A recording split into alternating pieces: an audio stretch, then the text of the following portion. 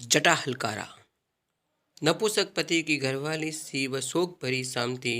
अगले जन्म की आस के समान कोई तारा चमक रहा था। अंधेरे पखवाड़े के दिन थे और ऐसी नीरस शाम अम्बाला गांव के चबूतरे पर ठाकुर जी की आरती की सब बाट देख रहे थे। छोटे छोटे अनंग बच्चों की भीड़ लगी थी। किसी के हाथ में चांद सी चमकती कांसे की झालर झूल रही थी तो कोई बड़े नगाड़ों पर चोट लगाने की प्रतीक्षा कर रहा था। छोटे छोटे बच्चे इस आस में नाच रहे थे कि प्रसाद में उन्हें मिश्री का एक आध टुकड़ा और नारियल की एक दो फाक और तुलसी दल की सुगंधित चन्नामत मिलेगा।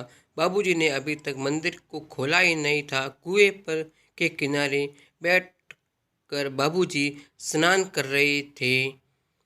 बड़ी उम्र के लोग नन्हे बच्चों को उठाए आरती की प्रतीक्षा में चबूतरे पर बैठे थे। सब चुप्पी साधे थे। उनके अंतर अपने आप में गहराई में बैठते जा रहे थे। एक ऐसी शाम थी, बड़ी उदास थी आज की शाम। अत्यंत धीमी आवाज में किसी ने बड़े दुख से कहा, ऋतुएं मंद पड़ती जा रही हैं। दूसरा इस दुख में वृद्धि करते हुए बोला, यह कलयुग है।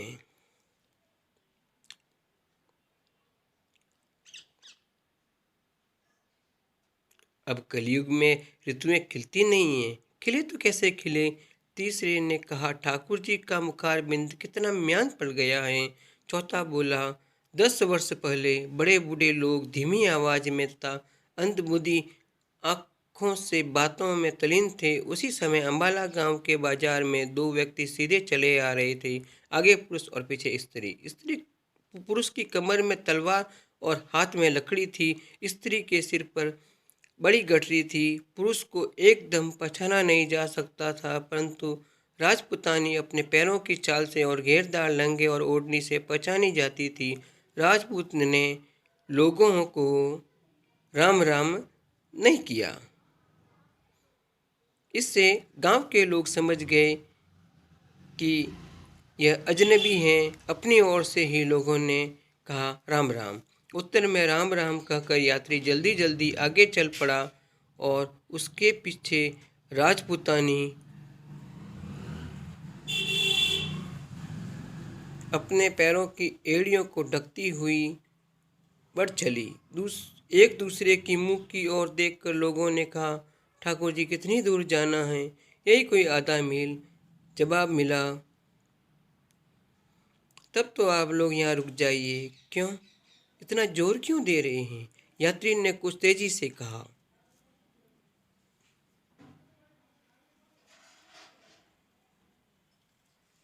इसका कोई खास कारण तो नहीं है, परंतु समय अधिक हो गया है और साथ में महिला है, इसी से हम कह रहे हैं। अंधेरे में अकारण जोखिम क्यों लेते हैं? फिर यहाँ हम सब आपके ही भाई बंद हैं, इसलिए आप रुक जाइए। मुसाफिर ने जवाब दिया, अपनी ताकत का अंदाज लगा करके ही मैं सफ़र करता हूँ। मर्दों के लिए समय असमय क्या होता है? अब तक तो अपने से बढ़कर कोई बहादुर देखा नहीं।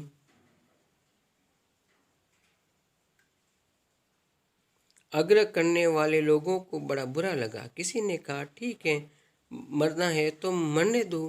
राजपूत और राजपुतानी आगे बढ़ गए।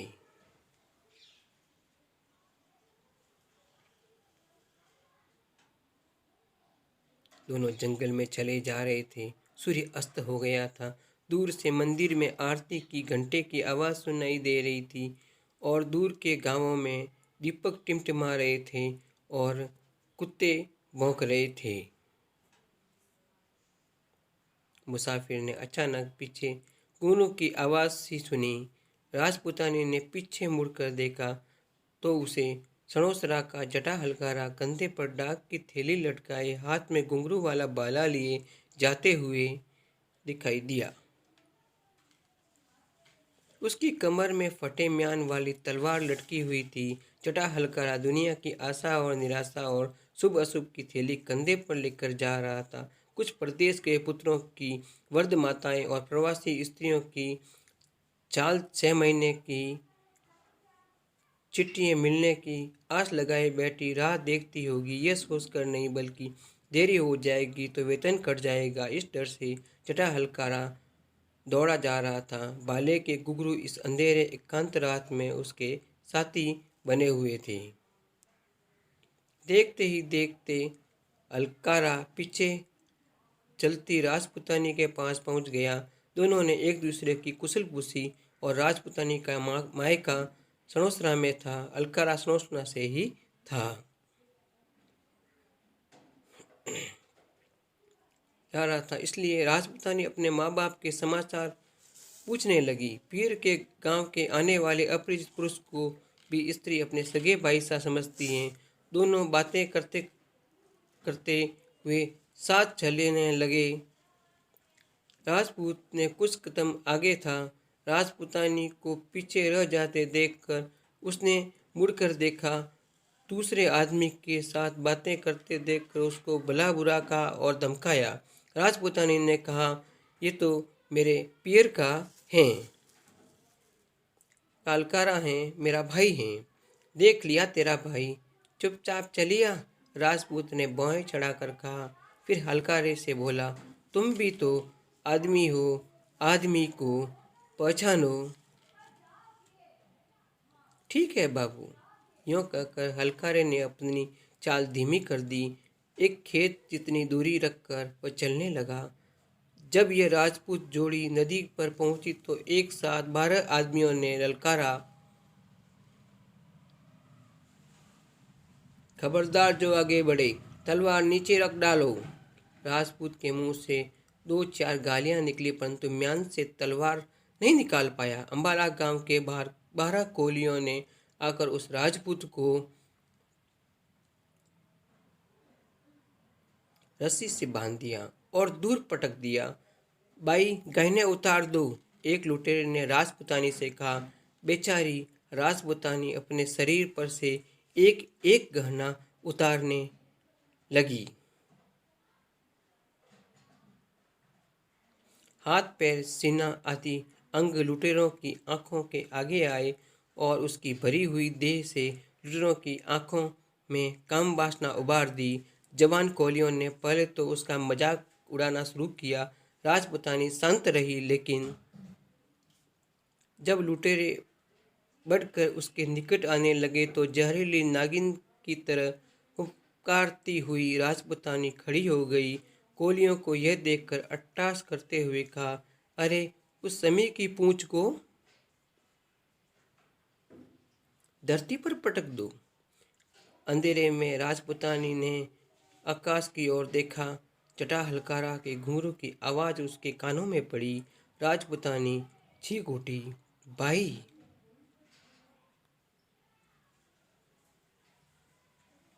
दौड़ो, बचाओ। अलकारे ने तलवार खींच ली और पलक मारते वहां पहुंचा। बोला, खबरदार जो उस पर हाथ उठाया। 12 कोली लाठी लेकर उस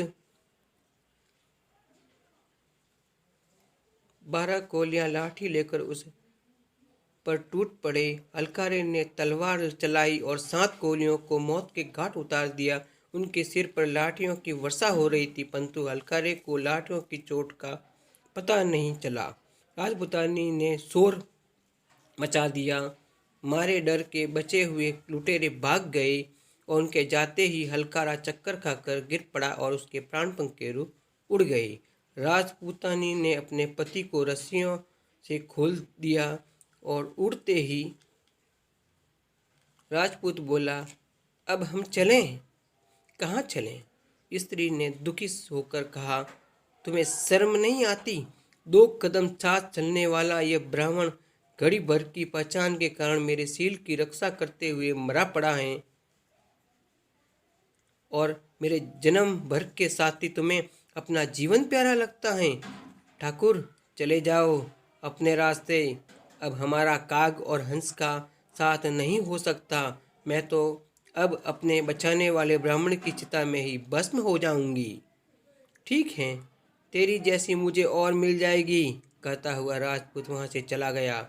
हलकारे के शव को गोद में लेकर राजपुतानी सवेरे तक उस भयंकर जंगल में बैठी रही और उजाला होने पर उसने